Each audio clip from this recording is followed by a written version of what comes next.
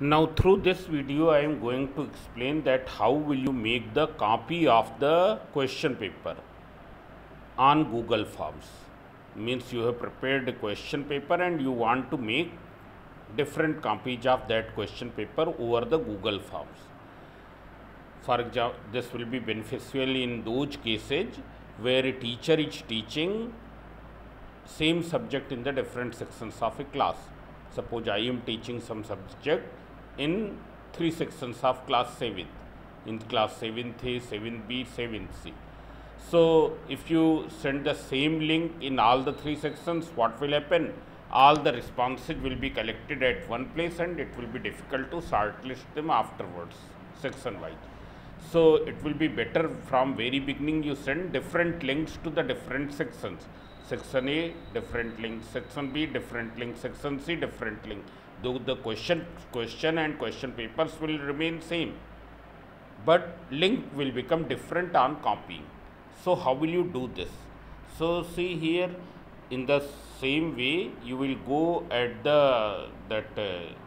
Google Forms through the Google Chrome and open it in the desktop mode. It is already opened here. In my case it is already opened.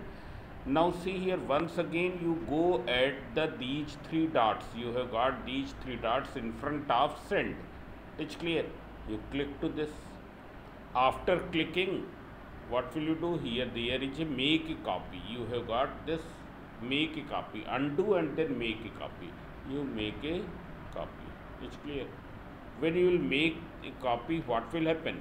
Here it is copy of untitled form, and then here you can write the section so that you know that this is for section 6A, this is for 6B, like that. It's clear.